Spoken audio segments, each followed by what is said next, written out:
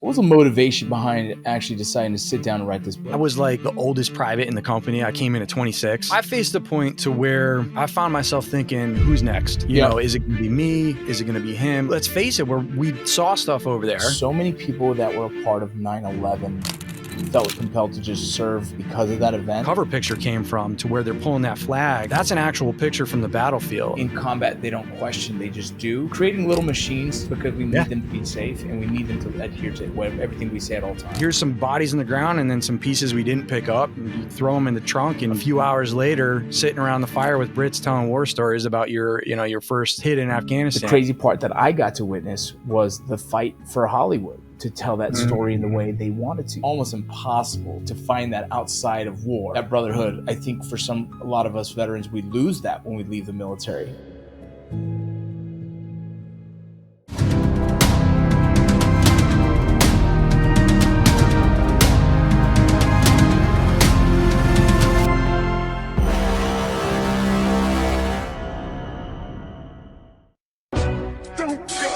Welcome to the VinnyRoc podcast.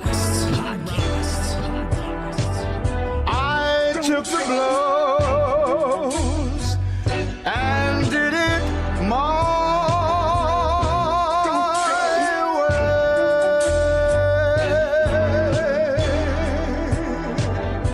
way. It's time. The VinnyRoc podcast.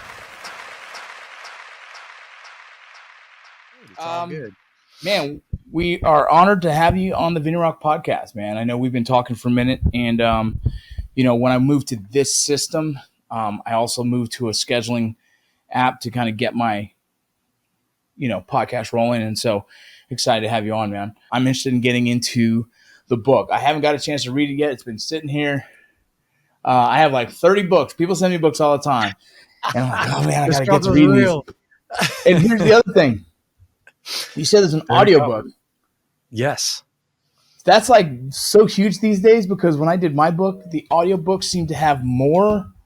It always does. More from the marketing standpoint, it's these days, if you're not putting out an audiobook along with your stuff, you're doing yourself an injustice. Honestly, like I was literally, and this was with that particular project too, I was banging down the door on the publisher. I was like, I'll record it myself for free. Like, let's go. I have the setup. Let's do it. They, shelled it out to Tantor, but they did a fantastic job on it too. Like everybody that comes back, I know that's the first book, so there was a few typos and stuff in there.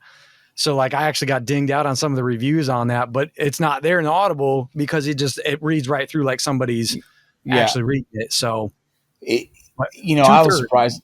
I was surprised on how many like little typos are in my book too. And I reviewed it pretty extensively, but sometimes in your own writing, you just don't even see it because you're kind of flowing it. I'd audio it and listen to it and still miss some stuff. How many times did you have to go through yours and edit, like rewrite that sucker? Bro, so many times that I got tired of hearing the motherfucker. Yeah. You know what I mean? Because people don't realize. Yeah. And I didn't necessarily read it as much as I listened to it, right? I put on a headset and I put the audio to speech and I listen to the flow, make sure it sounded good. And then I'm like, oh, that sounded off. And that's how I'd edit. And then I go line by line like that. As it's talking, I'm going through the line and kind of editing that way. And still, man, just in the chaos of like hearing your own information, think the thought of like what you wrote, you missed things. And I was surprised by that. And Jocko, I called Jocko like all kind of like pissed, like, dude, what happened there? And he's just like, it's pretty common, dude. I was like, okay, okay. As long as I'm not the first guy to do it, I don't feel bad. Exactly. I freaked out, because there was a few and somebody called me out, but I mean, he's like so meticulous, and it actually has to do with one of the other guys that he's coming out with a book, and I ended up getting him the same publisher and everything. So I'm like, hey, watch out for these things and whatnot. But he's like one of those guys who's super meticulous. So he's the one who called me out on that. But I'm like, even with typeset, it's like I rewrote it probably about 8 times was the full, over a course of a year. All right, hey, this needs to be redone, or we need to reframe this and stuff.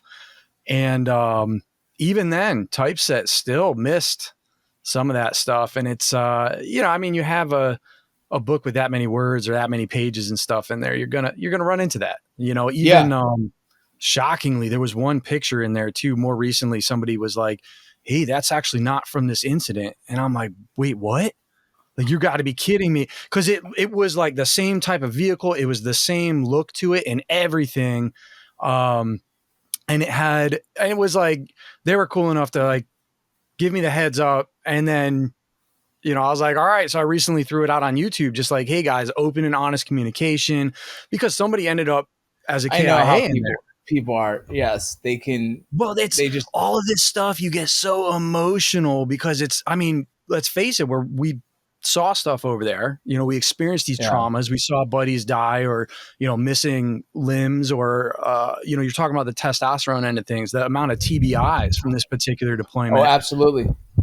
And that's a thing, but you're talking about pivotal, like a pivot in someone's life. You're talking about something that emotionally hit them. There's going to be a lot tied to there. So you're essentially, when you're going through these memories, you're walking through a minefield yet again. You know? Me and Matt Best, we dealt with that when we did like a short docu episode on our fallen brother from Ranger Battalion, Sergeant Brazza and Sergeant Brim, brothers. And, Matt was on the mission. I was on rear D for an injury. Obviously Matt had to see all the stuff that happened during the mission. I did all the receiving of the information, and then we did getting his gear together, the notifications, all that stuff. And then eventually I traveled to go do the funeral. And so we did a video about it and kind of talked about, like, genuinely thought like we were going to get a lot of support on, like, we kind of essentially, the whole theme of it was living for those who can't, right? Like continuing to pursue success after losing friends. In the idea of like their memory that way. Right. Wanting to make them proud, wanting to live a legacy, whatever that is. And I couldn't believe it. We had Rangers that were like, bro, that's OPSEC, bro, like you weren't there, and things like that. And it was like, I don't understand why there's anyone attacking us when we're trying to just tell their legacy and also show why we've been inspired to do what we did, right? When it comes to Article 15 clothing and everything else. And so it was really strange. We didn't expect to get kind of a negative feedback, but I also think it's because it's an emotional subject. And I think some people weren't ready to kind of face it when we published that. They were still, still, I guess, healing, and it offended some people. Even some of the family members. I was like, I'm allowed to tell my version of my experience, and especially with respect. I did everything I can to kind of have respect on it. So it was just tough to hear them not understand why we wanted to do it. So it's so sad to like hear that. I mean, that's why, and I talk about it right there in the author's note. I actually built that into it because we had our own controversy. Like, this wasn't the first book about this deployment. It was the first one from one of us.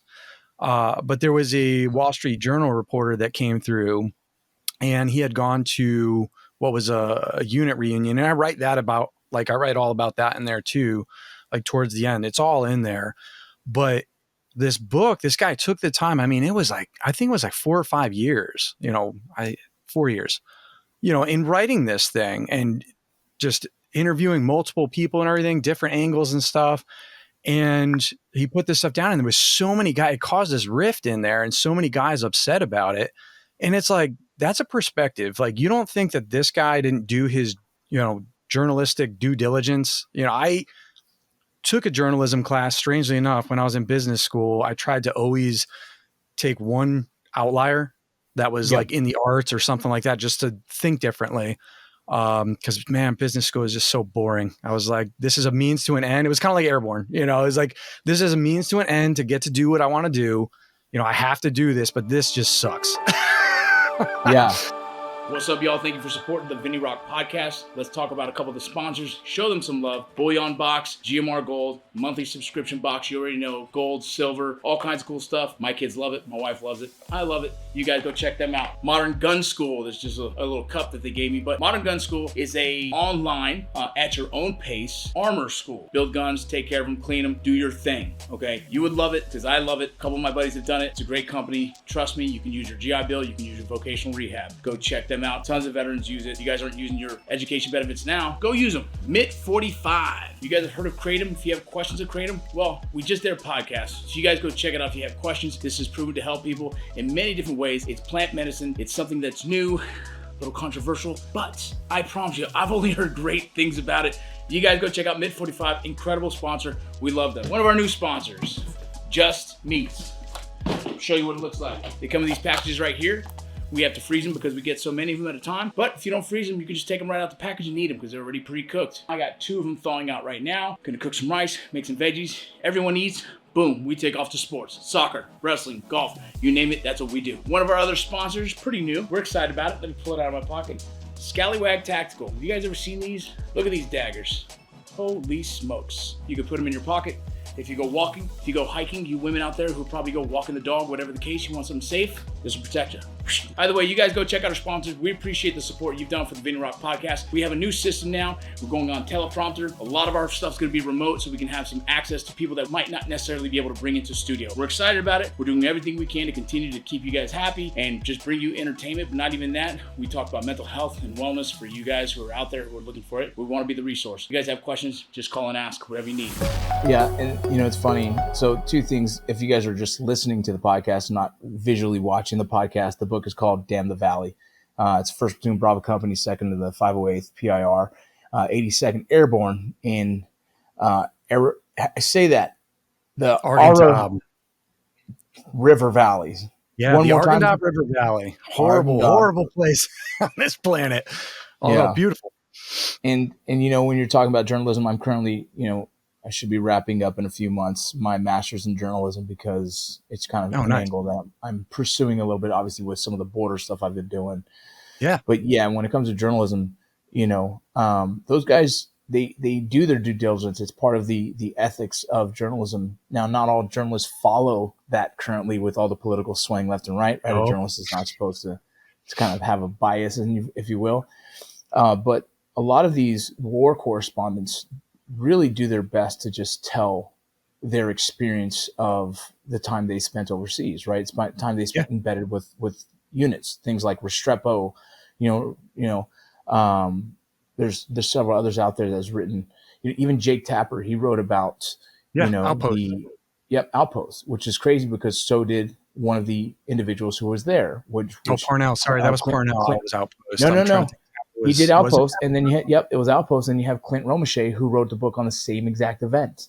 Okay. So Outpost is a movie that was from the Jake Tapper's book, but the crazy issue between that is it's similar to what we're talking about here. Is that Jake Tapper is a journalist by trade who received all the information by interviews and everything else.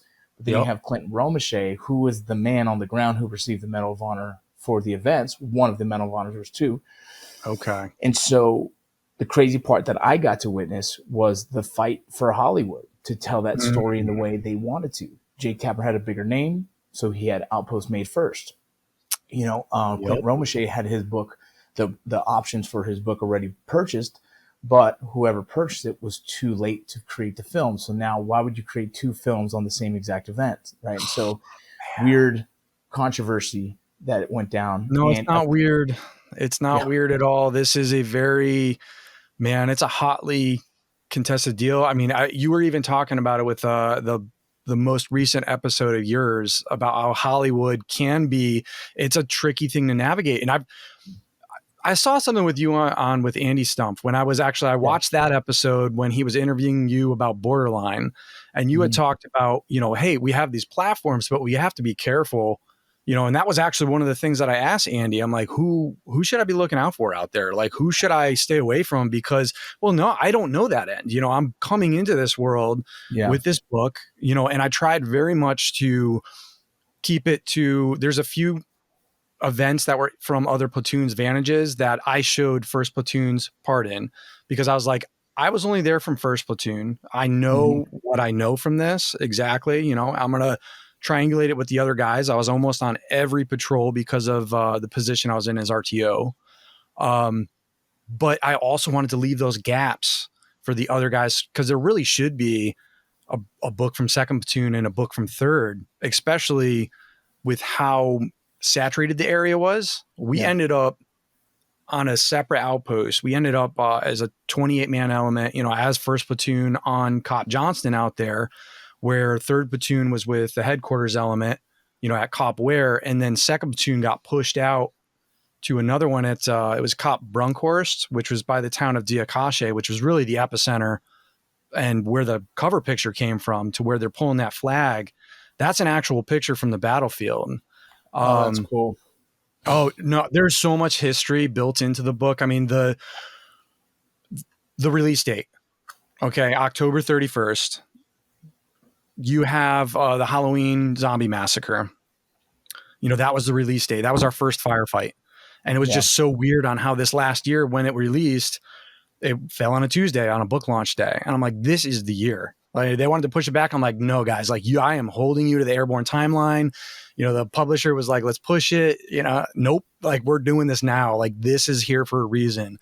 That cover picture, was a 1,000-pound vehicle IED was exploded as they're trying to take out the guys from second platoon.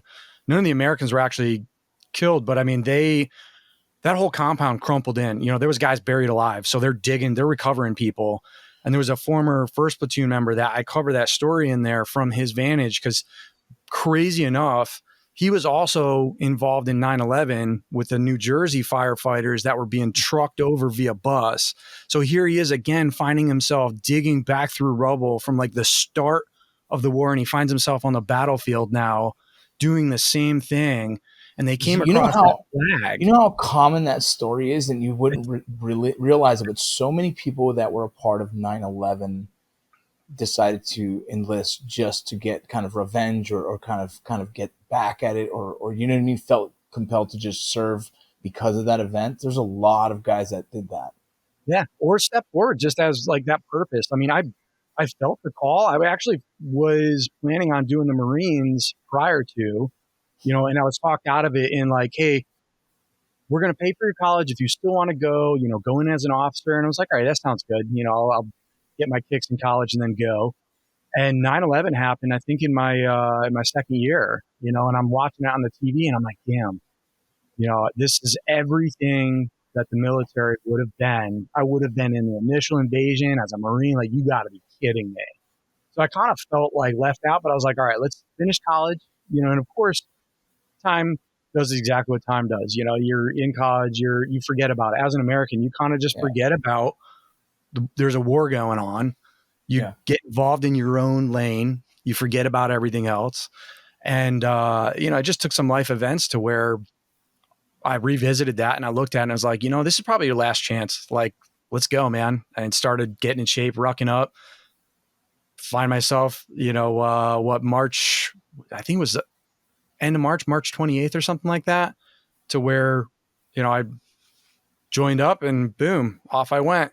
And by December, what year was that? And what year was that? That was 2008. Crazy. Well, first, do me a favor for the audience who's listening.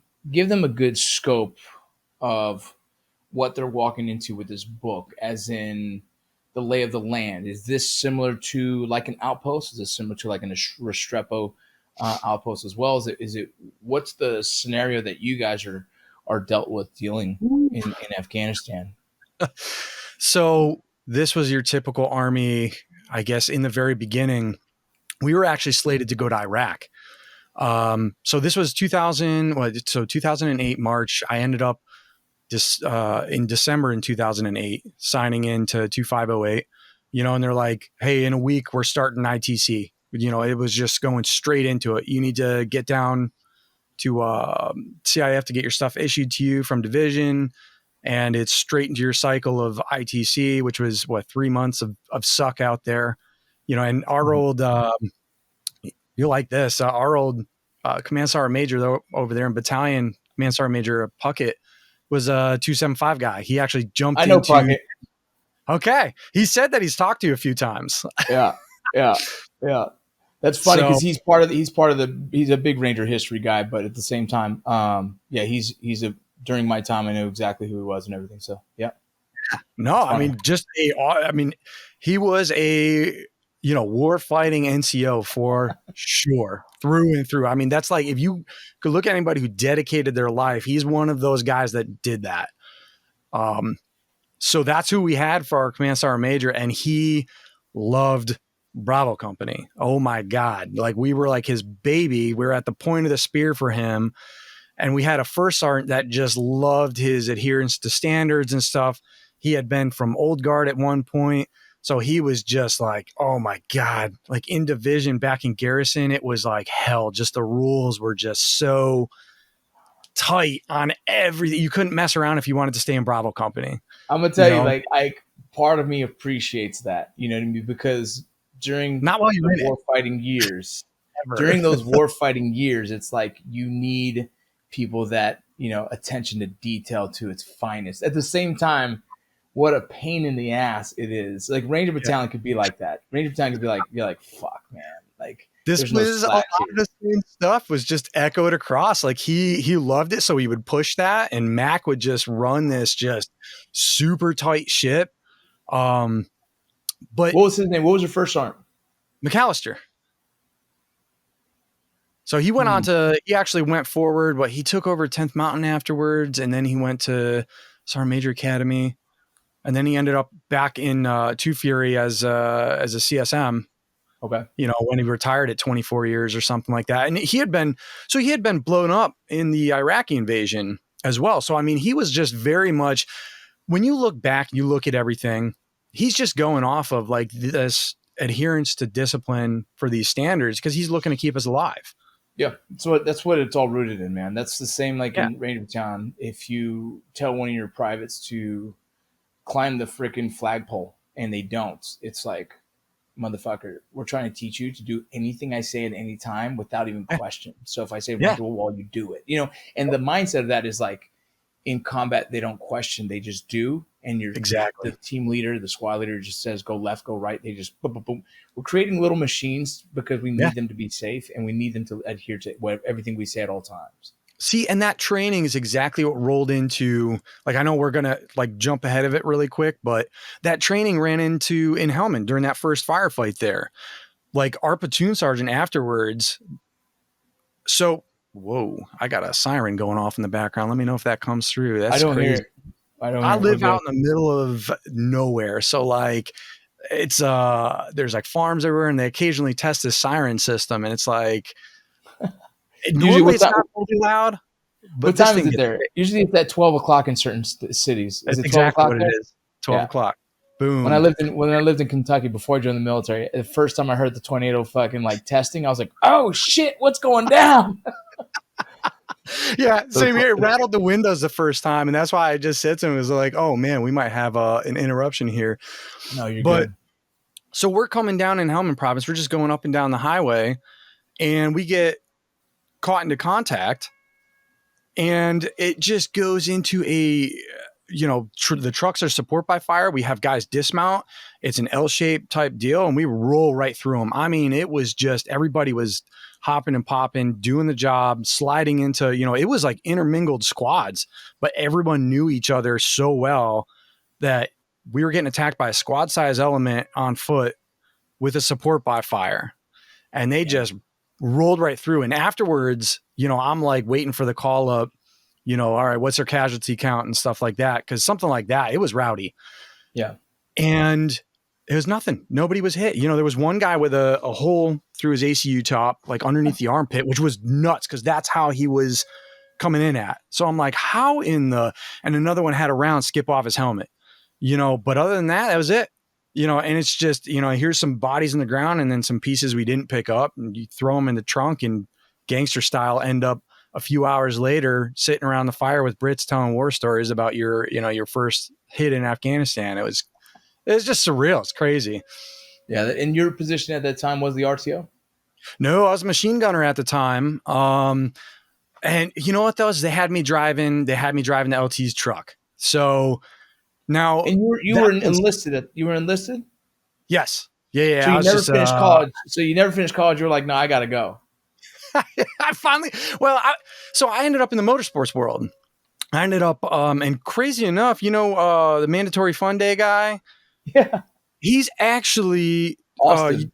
racing with the BMW team, Autotechnic, that I used to work for at one time. Like, I know the shop owners because I worked under them. I used to work at that shop on the BMWs and then with the pit crew as well. So, I mean, I was a great doing, dude. He's a great right? guy. And if he's working with those guys too, you know, I mean, that's just overall just really, really good people. That's cool. But yeah, I know it's so crazy how this world works. It's nuts. It's smaller than you think, right? People don't realize that.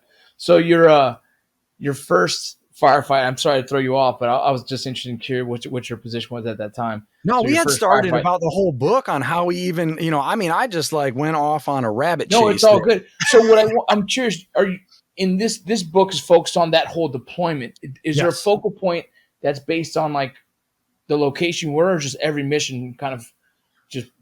So that was where the progression happened. I mean, we got called up, you know, we were training up for Iraq. We ended up getting executive orders because there was the surge into Kandahar. There was Marja going on. So we got executive orders from Obama, like, hey, we're going to be initiating the surge into Afghanistan, send the next unit in the pipeline, which was us. So we got diverted from Iraq to Afghanistan to where we find ourselves taking over an advise and assist mission, you know, up and down the highways of Helmand, you know, just boring, your typical deployment. You're like, man, this is moon dust everywhere. Helmand province, there's nothing going on. You know, before we got there, Avon Party was like lighting it up with the Brits, but then the Taliban kind of figured out, they were like, hey, you know, circle squares are coming out, like, stay away. You know, they're tight, like, stay away from them. And they'll notice that, you know, they look for that adherence to discipline. They look for, you know, I mean, we had double mounted weapons up there. We had, you know, there's always a crew serve combined with a 240, you know, and there was just a bunch of different, I mean, we always rolled heavy. But I mean, they look at that stuff. They look at what you're doing. So I was a machine gunner in that beginning of it, but then really where this book starts to, there wasn't too much to talk about in Helmand other than, you know, that progression of what it's like to go from an enlisted guy at the, you know, the bottom of the barrel, you know, and work as, you know, what that looks like, that boots on the ground, you know, I mean, I hate to take that, boots on the ground. It's very, I guess my commander said the worm's eye view. And I was like, worm's eye, what are we, man? Like, well, I think it's one of those, I use that term sometimes too. And I'm always like, but it is a good description for those who have never experienced it and kind of give them like, okay, so this is firsthand experience, you know? Yeah. Yeah. It's not written by an LT or you know, someone in the upper echelons that's, you know, looking at the AARs or these reports. It's a guy who was there on the ground, you know, cause I've had it happen before on other podcasts. Like, wait a minute, you were the guy there. Like, you didn't have a ghostwriter. And I'm like, no, man, I just wrote it straight through, which is why there's typos, why there's other stuff in there, you know, even the, oh man, you would have loved it. And I put it in there because it was supposed to be uncomfortable. But the background of cherries in the 82nd, you know, with the cherry pie in the pocket. But I mean, I went full on it and they were like, yo, you got to tone that down, man. Like, and I'm like, it's supposed to make you squirm. It's why Division stopped that tradition. Yeah. It's also, I don't know. I think sometimes, you know, the civilian culture has to understand the indoctrination of what we do in creating a family within this organization, you know, and things like that is the history, right? Things like that are those traditions that make it so like you want to continue to repeat the tradition so that it's a way of, you know, it's the hazing, but it's also the initiation, right? It's part of it. There's a line, you know, and yes, sometimes those lines get crossed. We see it, you know, and sometimes those lines get crossed in a very bad way. You know, Dale Brim was killed with Sarm Barraza, right? And my fondest memory of Dale Brim, which he was just a great NCO. He was just he was a tough motherfucker, bro. And he wasn't very big at all. He was an intimidating kid because he's willing to scrap. He was just tough.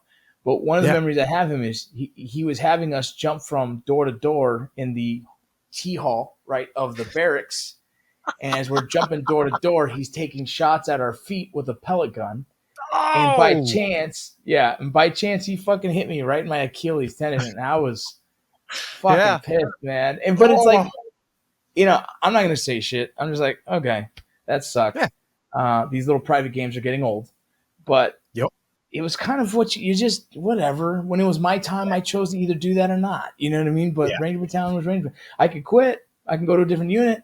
You know what I mean? Or you just tough it But the did fuck you want out. to? You put up with a certain amount of stuff. That's why I was terrified at one point and I talk about it there too. I had a roommate that I was like the oldest private in the company. I came in at 26, and I had this, 17-year-old or just turned 18-year-old backwoods kid that I said, IQ of a cereal box, and he even said it when I hit him up. I'm like, hey man, like I have this coming out. And he's like, you took my name out of it? And I'm like, well, it's like, it's pretty true to stuff. Like, cause he got kicked out, of Bravo Company, and I was terrified because he was always doing dumb stuff and we were trying to get him to toe the line and he wouldn't, and it was just finally to where they found him drunk, passed out, in front of the Hall of Heroes.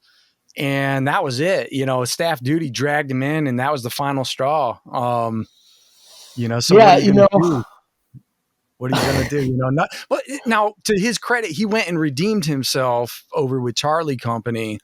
And I didn't know this. We thought he got booted. We were just like, well, he's gone. People just disappear. That's how Mac had it, though. He was just like, he's a stain on the regiment kind of thing. So he got sent over to Delta, and then Charlie when we were in Argendob, and he really held it together over there, from what I understand from those guys, because we heard the Argendob is really where this book picks up. That's where we're hearing hellacious firefights across the river from us every other day with 2 Charlie. We ended up with a 52% casualty rate from the landmines that were through there. Yeah, it was, you would leave. I faced a point to where I found myself thinking, who's next? Is it going to be me? Is it going to be him? Like, who's not going to be paying attention and stuff? Because that's really what it was you had to look. You had to constantly, when you come back from a patrol doing it the right way, you're exhausted, because the amount of stuff you're trying to take in and see for those flags, or for like, did they cut like a path to, they used to do this stuff, hunting techniques. They would cut a path through the trees to where the way the light fell, you would go for a certain path through the orchard. And that's where the landmine was. It was just, they were not an amateur team too. Like in talking with EOD through the interviews and stuff after, like some of the guys I was with, this particular one he's been there since the beginning. So he's seen the progression, this was at like, I think he came in 2001 and he's seen the progression throughout war and everything through that whole time of these things. And he's like, you could tell that they were an advanced team because this was very simple mechanisms, but set up in a way to where it was just masterful. And man, that's what this book is really about, is that psychological end of having to take that next step and face that fact that, quite truly, you're already dead and gone. Like, it's only a matter of time till the Reaper catches up. And I know that's a dark way to look at it, but at the same time, once you do that, you can really do your job and live your life, in that way to where, you're not worried about that end. Yeah. It's an interesting thing to explain to people that, like, you join the military at a time of war is a very, very special person in the sense of they're either going through this midlife crisis or beginning life crisis, whatever it is. Yeah. Just like you, it's funny when you said like you felt like you were going to be missing out. It was the same idea I had. Like, I lost my scholarship. I was already thinking about when's the right time to join. I'm going to join right now. I was still pursuing baseball. So I was like, let's give that a chance. Yeah. But when I lost baseball, like the only option was like, let's go to fucking war. You know what I mean? Like infantry, like I don't care. Let's just go. And I kind of came to terms with, if I die out here, then I'm a hero. Right. And I was cool with it, in the sense of like, it was just like, I'm all right with that because why not? Fuck it. Like serve this country, die for this country. What better are you going to, what would you have been doing back home, if you weren't playing baseball? Right. Right. And to me, I didn't know there was a a valuable life even after military for me, because I wanted one thing, and that was baseball. So it was just kind of like, fuck it. Like, we'll die for this, you know, like what a justful death, you know? And that's where the mindset was. We're like, I think even during missions that were heavy, during those moments, you're not thinking about like, I might die, or I wasn't thinking about I might die. I only thought about like after, thinking like, oh shit, I could have got fucked up. You know what I mean? Yeah. You know, like that's our the 0s, 5s, and 25s. Like, we're not looking that far out. We're in the moment. We're in the present. And I think that's like some of that draw to deployment. We live in a society where we're so distracted by phones. We're so distracted by, everything around us is an advertisement flashing, and it's so easy and convenient to just turn on the TV. But like, when you find yourself, out on a 28-man outpost in the middle of nowhere with intermittent electricity, and, sometimes you might find some of the guys playing Call of Duty on someone sent us an Xbox through a fundraising thing. We stole a TV from one of the National Guard units. We like took it off the wall in Lashkargah, and they were like, what? And they just threw it in the trunk, we're like, see ya. But you take away all those distractions, and you don't have that outside element, and that's where those bonds really come together, where one of the first things I did later on, in my career, guys, it was more modern. I came back to, I was in the soft training pipeline for a long time, and I came back to division, in the last 8 months I was there, and the guys, I was like, hey, what do you know about him? Talking amongst my platoon, it was really like a 2-squad sized element. What do you know about him? And nobody knew anything about each other, for like, it was just so limited. And I'm like, all right, we're going to the field. That's it. We're going to the field for 2 weeks. Pack your stuff. Let your wives know. And they're like, what are we doing out here sitting in a patrol base? I'm like, same thing my old platoon sergeant or first sergeant did with me, man. Like, we're going to sit around this freaking patrol base and talk. And, within a week, it's a different story between those two. They could tell stories about each other. They knew their background. They knew what each other held outside of what their job was in the military and what else they could bring to the table. And it's just cool to see. There's something to be said about those conversations that happen during hardship. You know what I mean? Those conversations I've had with battle buddies throughout training, Ranger school, even like, in a patrol base in Afghanistan. I still remember one of my deeper conversations with a squad leader I had, or a squad leader that was in the platoon. We're at a patrol base in Afghanistan and just kind of laying on like the top of a mountain waiting for some shit, right? And I was like, Sergeant, what are you doing after this? And he goes, you're thinking about what's happening after you get out of the military when you just got in? I'm like, yeah. Like, my dumb ass was thinking about like, oh, when I get out after my 4, I'm going to go do this. And he's like, bro, you got to stop thinking about that far out and just like worry about now. And I'm just like, like my mind is going, and eventually you get into deeper conversations while cleaning. In my book, I talked about this moment of like, we're cleaning our rifles and we're talking about like, what potential job would you do? And, and it's just those conversations, you get to know people, their wives or their kids, who's going through relationship issues, their childhood stories, man. And it is deeper. I've told people my relationship with some of my military friends were deeper than my connection to my brother at the time, because my brother being 5 years older than me kind of lived in a kind of different time and different way. And so we weren't as close as I would have liked. We're closer now, but the point is that those relationships you build overseas, or it's for some reason are more solidified and more visceral than the average relationship.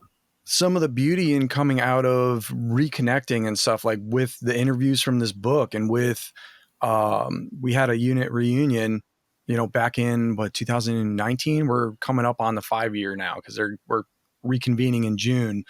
But reconnecting with those guys and talking with them again. And then, those barriers are gone. That actually left open something during COVID, where we saw the big spike in suicides and stuff. And one of the guys that had been deployed out there that had the resources and stuff kind of put together a Zoom chat group, because he was like, all right, we're disconnected. I don't want to see anybody else. I don't want to see a memorial for anybody else, because he knew how bad it was for him. So he started doing these Zoom chats, and guys would just, I mean, it was just crazy to see these barriers that are normally there in society, you know, just completely drop away. Hey, I'm having this problem connecting with my kids, or I'm having this problem at work. And every single time, either, hey, hit me sideline. I've actually dealt with this and this is what worked for me. Or the guys would talk them through it and there was no shame. Like nobody ever harassed, other than, you know, maybe like those little jabs and stuff, but they're all meant in good fun, to where they really do care about that person. And it's just amazing to see. I started a group chat with some of the guys from second battalion, my platoon, and then eventually they started adding guys from their era, and it's turned into like 30 different people. That some guys I don't know, they're before my time, some were after my time, but the community of the conversation is just there for whatever, even if it's just banter, just to banter, right? Just to talk shit. But it's good for the soul. Right. You know? People share highlights. People share. It's just nice to know that there's still the connection. You know what I mean? I think, you know, just like, you know, we're talking about Sebastian Junger earlier in Restrepo and how he embedded it. Like, you know, he wrote, you know, even Tribe, right? And which is like, we all kind of need a community. It's very important for us to feel connected to others. And so like that brotherhood, I think for a lot of us veterans, we lose that when we leave the military, right? And I think the combat veterans lose the very special version of that, like that really deep connection. And it's almost impossible to find that outside of war. You know what I mean? And that's why I think it's really important for them to stay connected in some capacity, right? The Zoom calls you're saying, there's several nonprofits that are doing reunion retreats, which is really, really rad. And I'm trying to see if we can schedule one for my platoon. But yeah, man, there's something to be said about the relationships you build and also trying to maintain. Yeah, no, there really is. That's it's something you find in there, and it's something you find in those extreme, you know, I mean, a lot of it is trauma-based situations, or doing a hard thing and being together in that moment, doing that, like with that one goal, that one focus and mission. But it brings people together, you know, and it does it in such a special way to where, you know, being in the military, we've all seen good leadership and bad leadership. And that's like another part I bring up too, is like, be that someone, you know, in your community, be that someone amongst your group, like relight that fire, be that leader in, you know, in a time where we really lack that in this country. Yeah. You know, and it's crazy to see. I know out here where I am in Maryland, so I'm in Hartford County, and out here, the stats are just nuts, to where my county leads Maryland in the amount of veteran suicides. Really? So, I mean, I know it's, when I heard that, I was like, okay, now there's work to be done. You know, that's what went through my head, you know, is like, you're not here for no reason, and you need to step up, you know, and that's where I kind of answered, you know, and I have been answering that call and being available for either, you know, there's been a few instances to where it's the Maryland VA has reached out, like, hey, we're talking about crisis intervention management, but we don't have it from a combat vet side. Or more recently, Johns Hopkins had a panel about the EIP red flag laws. They were looking at how to implement that type of thing. Yeah. You know, and they looked at other states and stuff, and thank God I was there for it, because they're talking about, you know, well, we are looking at turning this over because of the success rates we've seen with SWAT departments. I think it was Tennessee. Don't quote me on that one, on what state it was, but I was like, have you guys understood like what SWAT's SOP is? You know, what they do when they get a warrant to take weapons away? That's a hard knock at 4:00 in the morning. You do that to a combat veteran, like that's stand 2 for us. Yeah. Like that is like, you ingrain that, and someone comes busting it, like you should expect something bad to happen when that happens. And then when it does, you can't be like, oh, you know, we took another violent, crazy person off the street. And it's like, no, man, like he was resorting to that training. Like you can't look at it that way. You have to be very mindful in that sense. And if someone is like on that mental edge, that's something that would most definitely set them over. You know, you're talking, you know, so it was really, you're talking someone plain clothes. You're talking someone that's, you know, you come in the middle of the day, you maybe come with another officer, but like it should be another veteran, you know, that can speak. Maybe one that's involved in law enforcement, because there's I've met a lot of really good people over the last few years. And one of them in particular, was SWAT from this county, and knowing his mindset and knowing his end from it too. They're doing a lot of that same stuff. They have those same stress levels or those same stressors on a day-to-day basis in their own neighborhood. So I mean, they get it. They get that. Absolutely they do. It's a lot of law enforcement officers that were prior service. And, you see videos nowadays of their body cameras trying to talk down a veteran. You know what I mean? They're like, I'm a veteran myself. Such a hard scenario, It is. It's my passion to try and help serve and help veterans and law enforcement officers in the same exact subject, and it's been a crazy ride for me because I've been working on this for so long. You'll still have friends who succumb to their own injuries. And it's almost feels sometimes that like, what are we not seeing, and how have we not made a dent in this? But I think what's really cool is that you see a lot of, it's kind of the path that I've gone, a lot of wellness, right? A lot of big influencers, which is important because that's how you kind of trickle down the pipeline of others to even attempt it. But these big influencers, these well-respected gentlemen in the military communities who are venturing further down the path of wellness, like, cold therapy, cold water immersion, Wim Hof, but also you have guys doing psychedelics, you have guys doing all kinds of different things that are pushing them down the path of wellness. Sobriety is all of a sudden really cool, which I fucking love that trend. Things like that have been very, very cool to see. Our bigger named veterans and special operations dudes who just have an impact with our veteran society are really going down that path. There's special operations guys who are doing breathing lessons. There's so many cool things out there that I think it's like the best pivot we've done in the past 20 years of trying to find answers for this and teaching people how to just live healthier lifestyles. Oh yeah, no. And I know a lot of that comes over from, it's crazy how much of that. And I think that's why a lot of that comes from special operations, is because when I was, involved in the schoolhouse and over there and everything, that's the Thor program was out, and they were very big into the holistic approach. They were bringing people on, and there's psychologists on, whether you're looking at the SF side or, later on in my career, I was doing the civil affairs end of things, where weirdly enough, it almost seemed like there was triple the amount of psychologists and cameras looking at you from behind the scenes. It's I was like, PSYOP, bro. Later in my career, so you get it. Yeah. You get it. Funny. Yeah, you've been through oh man, what's that village out there? Oh my God. Yeah, I did the one I went to for my reclass was in, what is it? It was in California near okay. Where is it called? Is it near Irwin? Is it Hunter Liggett? Yeah, okay. Near Irwin, but Hunter Liggett, I think is what it was called. I don't know. It was really close to Monterey, California. Okay, so they got DLI out there with all of the Yep.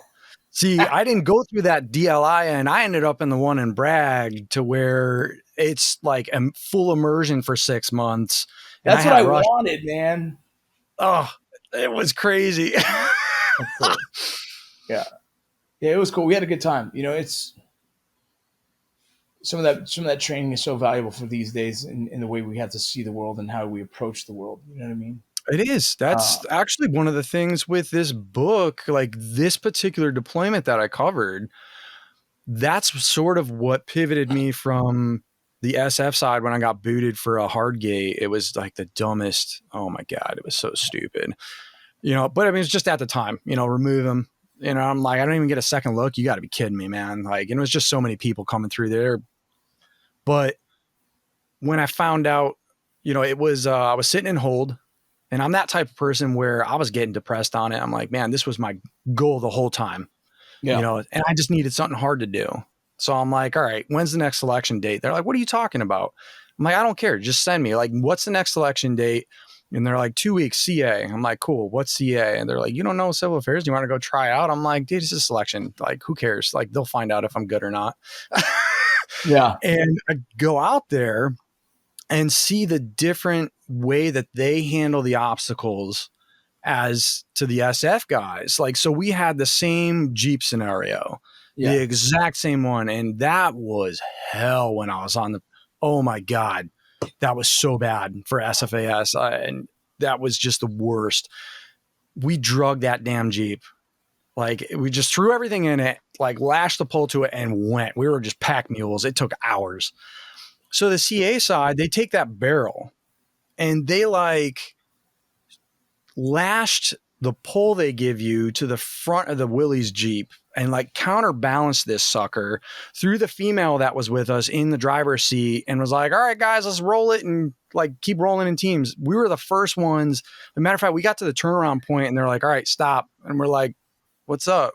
They're like, this is the turnaround. We still have 3 teams on the runway, dude. Yeah, they're like, change your socks, eat your lunch, pull security. You guys fucking went too fast. Yeah. But seeing that mind shift from that smarter, not harder. And then like once I started learning what CA did and how that could have been used in the Argon job, I was just like, dude, this is crazy. Unfortunately, there is a lot of people over there that they're too smart for their own good. They kind of trip over themselves. But hey, what are you gonna do? Yeah, man.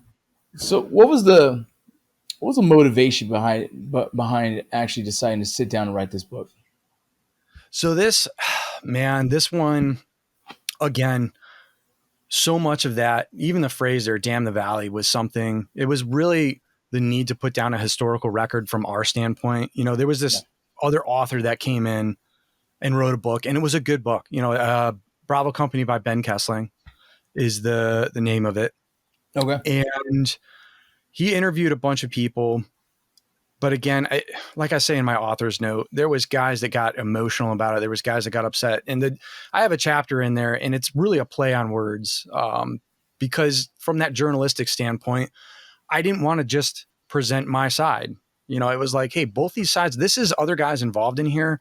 So you have to talk about this, but you have to talk about the company as a whole. So I talk about the rift. You got to talk about, you know, the guys that were upset about it and that emotional blowback from it, but then kind of put in there my own, hey, you know what? I got to see this story put into there, and I started to realize that there was value behind it. And there was, you know, what we needed to get our standpoint out there too. Really from that, just that, again, worm's eye view, I guess, to where his was a little bit more of a broader scope. And again, like, it's all about perspective. It's just a different perspective involved.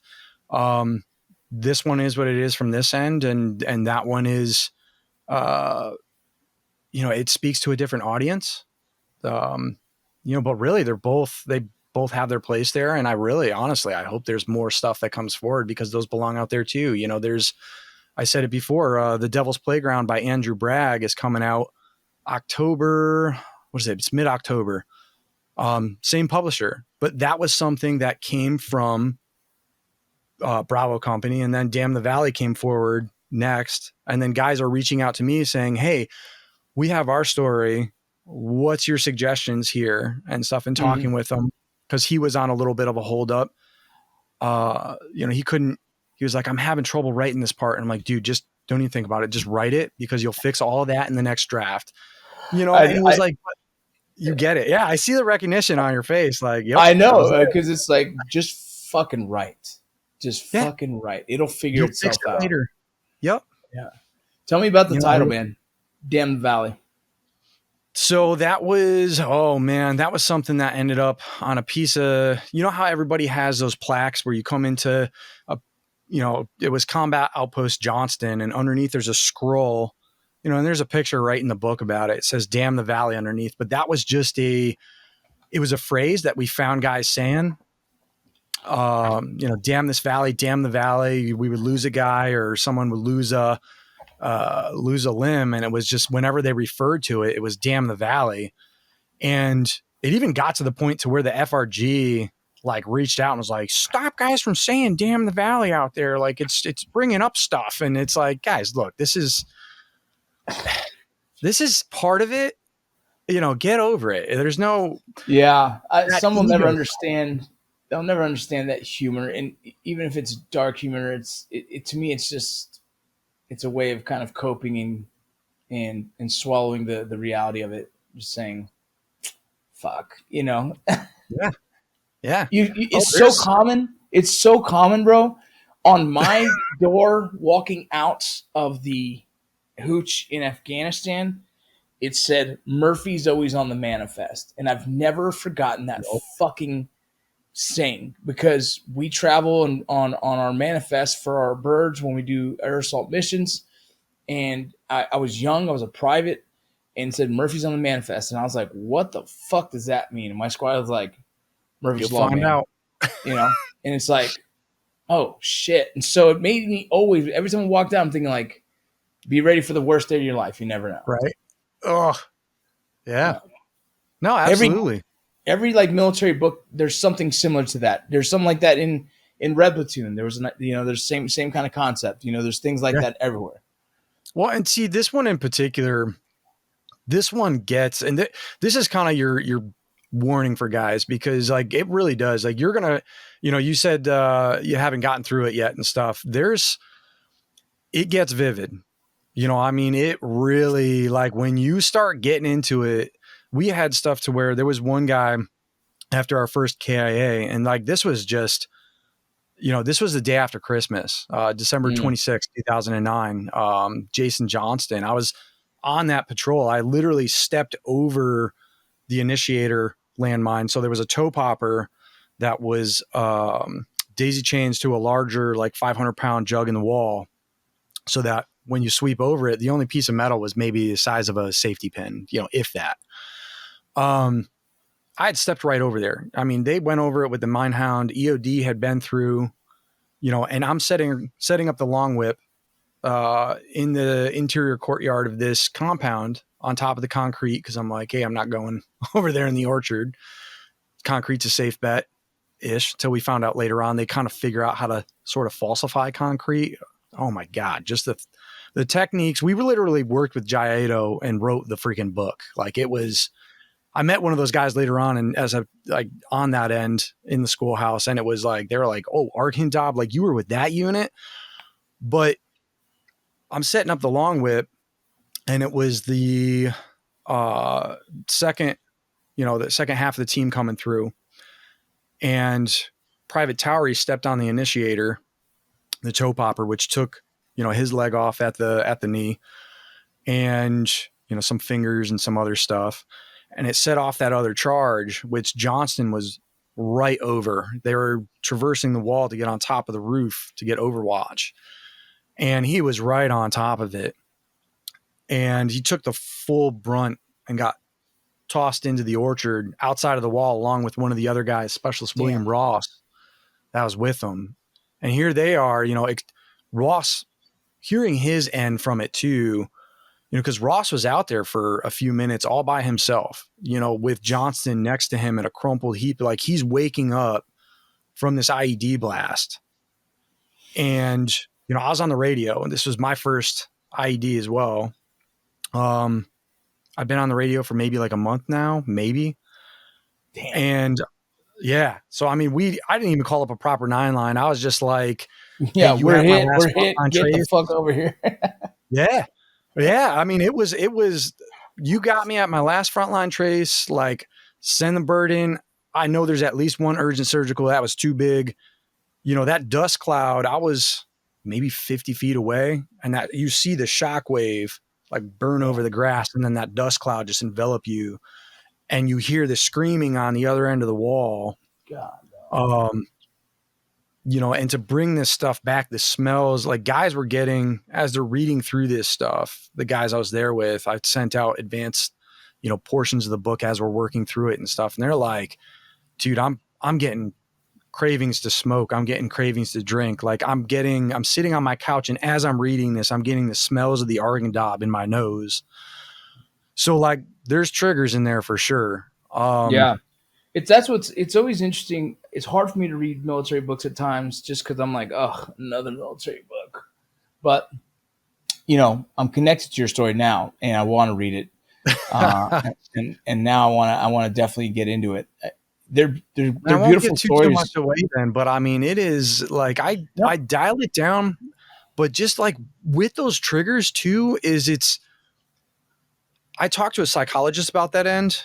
Yeah. And kind of found that those olfactory nerves are the first things to be triggered or tickled, if you will, during the, like, as you're reading this stuff and they're experiencing that, that's actually a traumatic brain response. And it's almost like a telltale sign, like, hey, trauma still exists there. So like, that's a sign for a lot of these guys that are reading this that like, hey man, like there's still something underlying there that you need to process. You need to go back through and look at with a professional here. Yeah. Yeah. And I think that's part of the beauty of this is like, it brings it up, but I try to do it in a way to where it's not, people are realizing this stuff exists there, but I definitely talk about my own trauma in the end, like some of my own high risk responses in the end of the book and where I went with it, you know, and like that importance to reach out to those other guys and stuff is there. Yeah, it's important to tell these stories. It's for the historical standpoint, it's important. You know, we don't do a good job in the Army to highlight our truths so that we can hopefully turn around and have the youth want to kind of portray us in the sense of like the recruitment style. You know, it's why the SEALs don't have problems with recruitment. Everybody wants to be a SEAL, even if they don't really know anything about it. They just know there's a bunch of books, right? You know. But the truth is, man, to tell our story. I want to write my military book, but I feel like I'm still a few years away from wanting to sit down and knock that out. You know, all that comes with it. All comes in the right time. Like, honestly, even with this one, like it all, like, I don't think without that other book from Kessling there that came out, I don't think I would have ever brought this forward. You know, it was kind of that controversy among the guys to where I was like, okay, like, this is your problem with this other guy's book. Fine. Like, are any of you going to write the book? And none of them stepped up. So I was like, okay, fine. It falls on me, you know, and I jammed it out. But the beauty in it was that I jammed it out from my own perspective at first, but it was in realizing that with these other guys, I needed their help, you know, and when they all started pitching in, I started getting the other vantage points, you know, and even the pictures, you know, I mean, the social media campaign on this thing, all of those pictures on at Damn the Valley Book on there, all of those are all Argandab pictures. So, I mean, you can go on across the platforms. Like there's one of them, I think it was TikTok, to where there's a video from Sergeant Logan, you know, and in the book, I talk about it at JRTC, me and him stole the commander's Humvee. And, oh yeah, we went on a little joyride to his grandmother's house before they got there. We were on Avon, so we just took off. But yeah, it comes out years later, you know, and but he was a jokester, you know, and there's a video he recorded in the Argandab. There's a few of them. They're just funny, like little snippets. And I put this thing on TikTok, and within 2 weeks, like 1.something million views, like it just blew up. I think I know which one you're talking about. Okay. Where he's sitting down, and then all of a sudden, boom, an explosion goes off, and he's like, "Where we go?" And it's cool because you don't get that side of war too often. You don't get, you know, the demeanor alone is just like, yeah, we're in combat, but you know, this is what's going on. Do you want to know the funniest part about that? That's actually a bip from EOD. He knew that was coming. Oh, no way. So like, yeah. So Rangers did crash a helicopter. Yeah. Like, and we were watching it. They crashed the second one too, actually, as they came in for recovery stuff. And like, man, I know the story. I know the story on the Ranger side.